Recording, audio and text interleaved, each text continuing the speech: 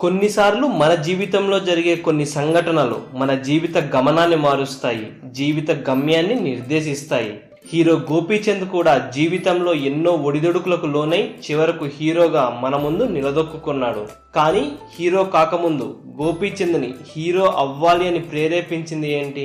అసలు ఎప్పుడు ఆ నిర్ణయం తీసుకున్నాడు?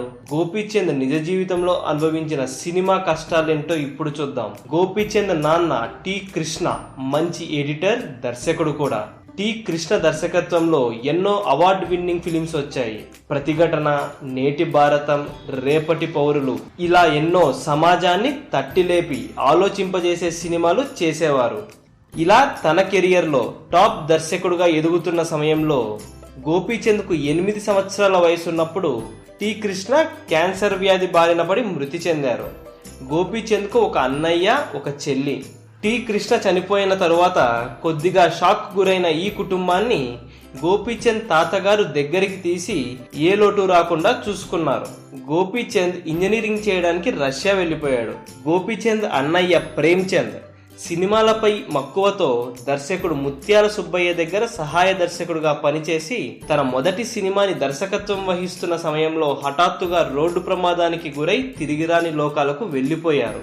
నాన్న లేడు అనే నిజం నుండి బయటపడుతున్న సమయంలో అన్న కూడా ఇక రాడు అనే విషయం నుండి బయటపడడానికి గోపీచంద్కు, ఆ కుటుంబానికి దాదాపు 1 సంవత్సరం పట్టింది. గోపీచంద్ అన్నయ్య చనిపోయినప్పుడు రష్యాలో వీసా ప్రాబ్లం అవ్వడం వల్ల గోపీచంద్ చివరచూపు కూడా నోచుకోలేకపోయాడు. అన్నయ్య మరణం తర్వాత గోపీచంద్ సినిమాల్లో నటించాలని నిశ్చయించుకున్నాడు. అందుకోసం శిక్షణ కూడా తీసుకున్నాడు.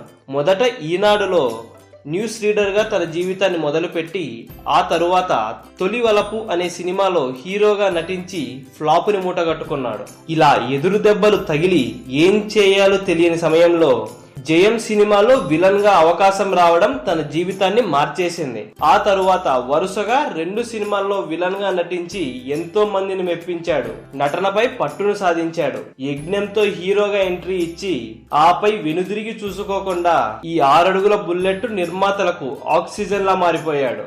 మన ముందుకు గౌతమ్ నందాగా త్వరలో రాబోతున్నాడు. అలా తనకంటూ ఓ గుర్తింపును తెచ్చుకున్నాడు గోపీచంద్.